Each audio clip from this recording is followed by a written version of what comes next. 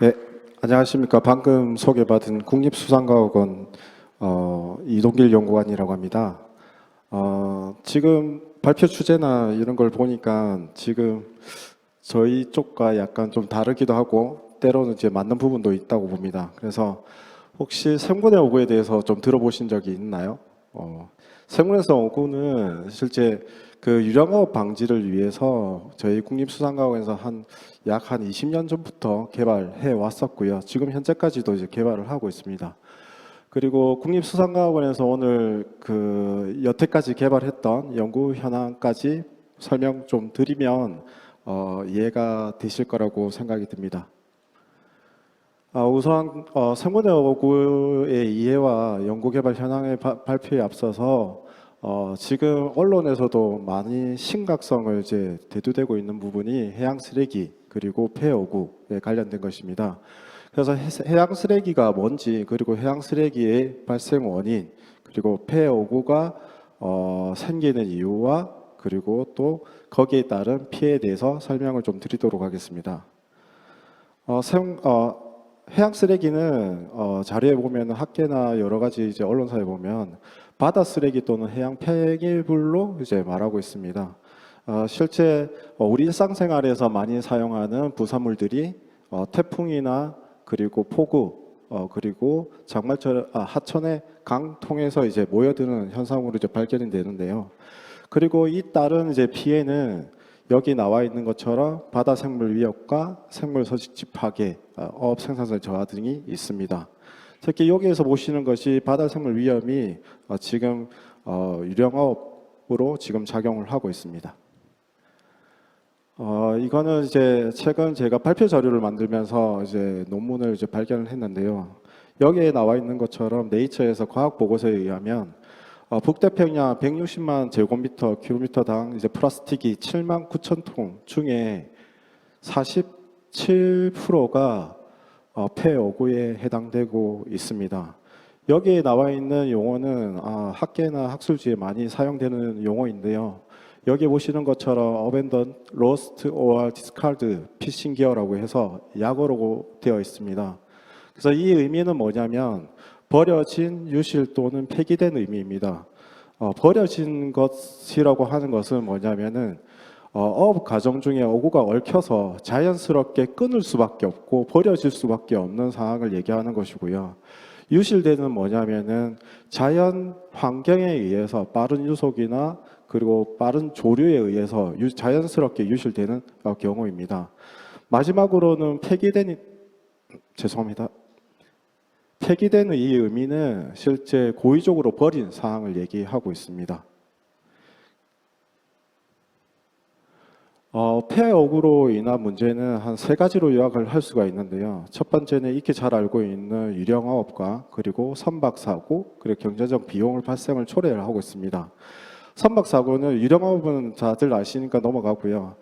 선박사고에는 뭐가 있냐면은 버려진 폐오구나 밧줄에 의해서 선박의 추진기에 감겨서 사고가 나거나 아니면은 비닐봉지나 기타 폐오구의 그물감 등이 냉각수 파이프에 들어가 엔진 고장을 발생을 시키는 경우가 있습니다.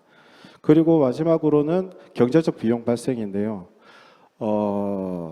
폐오구는 실제 바닷속에 버려진 그 오구를 수거하는 비용이 육상에 비해 상당히 많이 큰 비용을 차지하고 있습니다. 그 이유가 뭐냐면은 바다 환경에서 이 쓰레기를 폐오구나 해양 쓰레기를 수거하기 위해서는 거대한 기중기와 그리고 거대한 바지를 이용하기 때문에 육상에서 처리하는 비용보다 큰 비용을 차지하고 있습니다.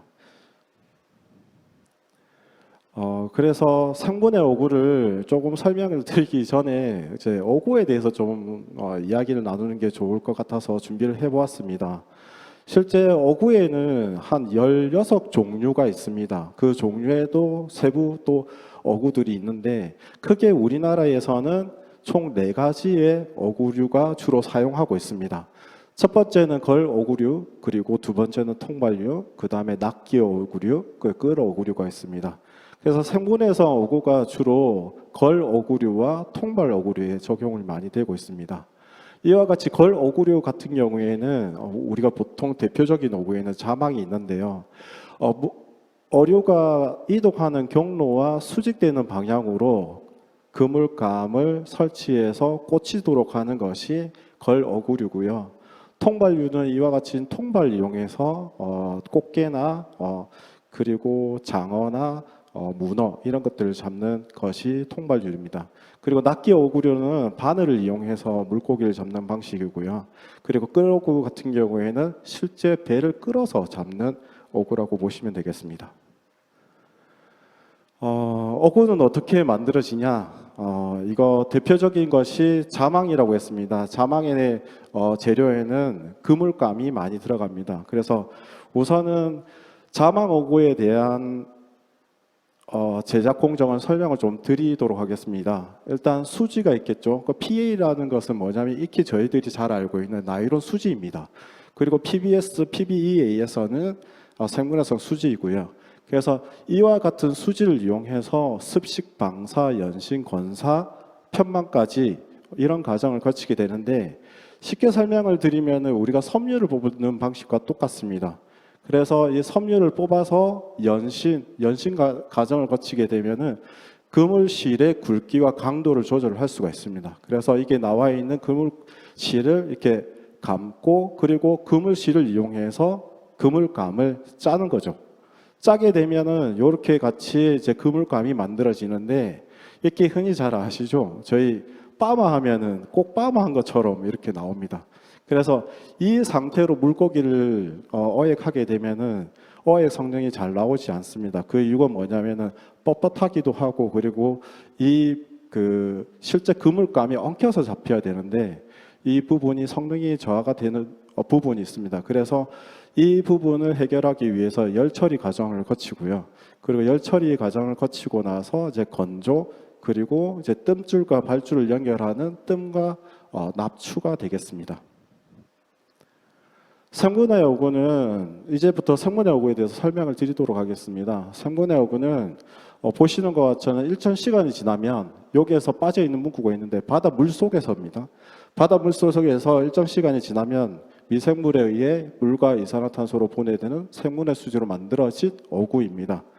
그래서 흔히 가정에서 쓰거나 아니면 식당에서 볼 수 있는 쓰레기 봉투나 식탁보와 같은 생분해 수지로 이렇게 만들어진 것이 생분해 어구인데 실제 저희 과학원에서 어구를 만들 때 1년에서 2년까지는 어구의 기능이 상실할 수 있는 분해 정도의 속도를 가지는 어구 그리고 3년 이후가 되면 자연 물속에서 완전 분해가 되는 기능을 갖는 어구를 개발을 하고 있습니다.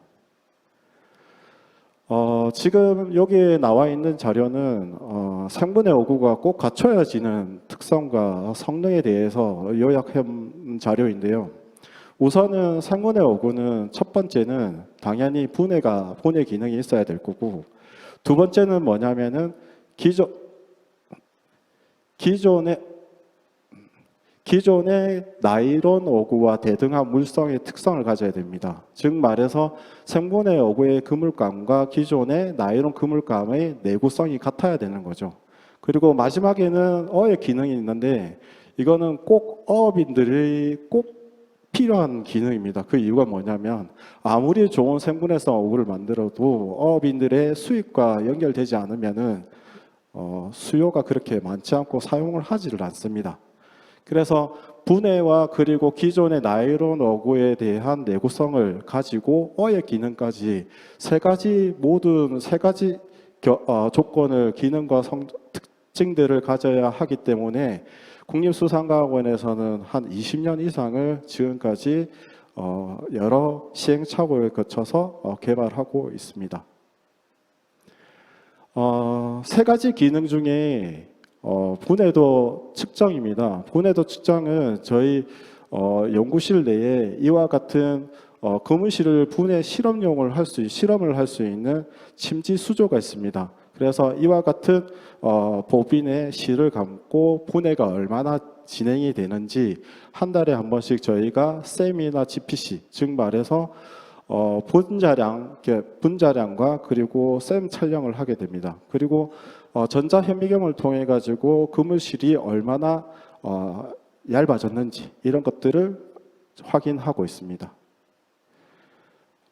두 번째는 물리적 특성입니다. 물리적 특성에서는 만능 재료 시험기를 이용해서 얼마나 단단하고 그리고 유연성이 있는지, 신장률 얼마나 늘어나는지 이런 것들을 실험을 하고 있습니다.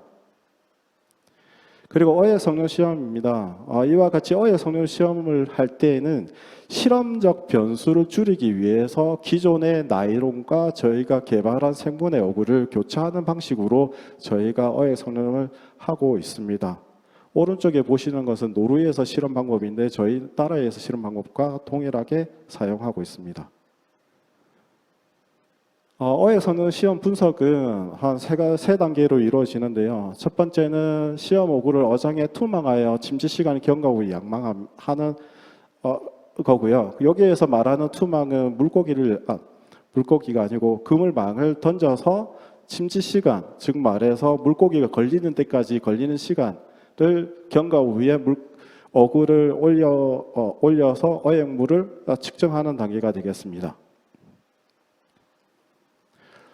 이제는 국립수산공원에서 개발한 생분해 어구 개발한 현황인데요.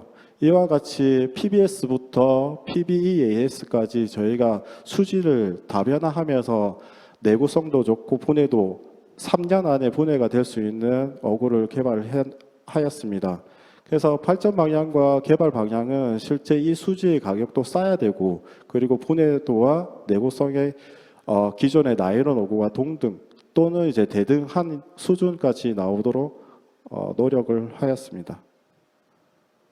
그리고 대표적인 성과인데요. 저희가 05년도에 이제 개발한 PBS 생분해 어구 같은 경우에는 대게자막 그리고 2000년도에서는 꽃게에서 적합하다는 것을 저희가 확인을 했고요.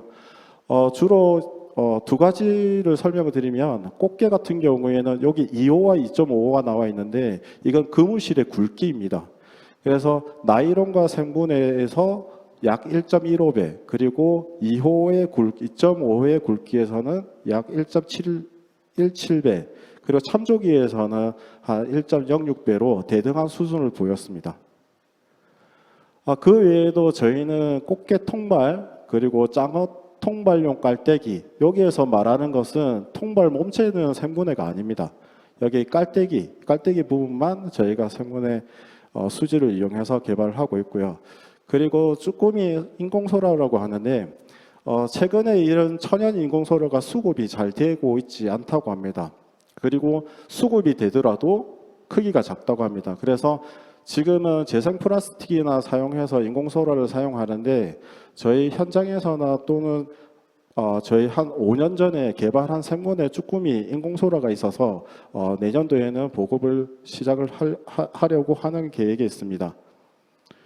그래서 05년도 대게자막 어구 개발을 시작으로 해서 저희가 총 25종의 생분해 어구를 개발했고요. 그리고 당해년도는 그 중에서 한 11종의 어구를 보급 중에 있습니다. 실제 생분해성 어구가 만능이고 때로는 뭐 해결사 역할을 할 수 있는 건 아닙니다. 왜냐하면 생분해성 어구도 이와 같은 단점이 있습니다. 왜냐하면 분해가 되기 때문입니다. 그래서 가능하면 1년 이내에 사용을 권장을 하고 있고요. 그리고 통풍이 잘 되고 건조한 곳에 이제 보관이 되도록 저희가 권고를 하고 있습니다. 그래서 마지막에 여기 정리되어 있는 부분은 학계나 여러 가지 언론사나 그리고 학술지에서 이렇게 자료를 보고 정리를 한 부분인데요. 학술지에서는 대부분 얘기하고 있는 것이 뭐냐면은 폐어구를 발생하는 걸 예방하는 것이 가장 중요하다고 얘기를 하고 있습니다. 하지만 폐어구 같은 경우에는 높은 파고와 빠른 유속으로 인해서 유실되거나 어구 간에 얽혀서 힘든 상황이 계속 빈번하게 발생합니다. 그래서 지금 당장에서 생분해성 어구의 활용은 이게 예방하는 그리고 발생률을 줄일 수 있는 실행 가능 방향성이 구체적으로 수립되기까지는 생분해성 어구를 활용해야 된다고 봅니다. 끝으로 말씀드리고 싶은 부분은 생분해성 어구는 적합하다고 하는 곳이 어구의 그 사용 주기가 짧고 그리고 조업 과정에서 어구의 유실량이 많은 곳에 변장에 효과적이라고 말씀드릴 수가 있겠습니다. 그리고 생문에서 어구 보급 사업을 해양수산부에서는 07년부터 지금 시행을 하고 있고요. 올해는 국비 59억을 받아서 하고 있습니다. 그리고 국립수산과학원에서는 생분해 어구 성능 및 분해도 시험 방법 KS 표준안을 마련을 하고 있습니다. 선행연구에서 향후 5년 이내 국내 생분해 어구 시장이 2001년 연간 500톤에서 2006년 2000톤으로 전망을 하고 있는데요. 지금 여기 계시는 분들이나 아니면 타 산업에 보면은 규모가 가장 작다고 보실 수 있습니다. 그래서 규모는 작지만 앞으로 해양오염 방지와 유령화업을 방지하기 위해서는 확대해야 하는 이제 방안들이 꼭 마련되어야 되지 않을까라고 생각이 듭니다. 예, 발표는 여기까지 마치도록 하겠습니다. 감사합니다.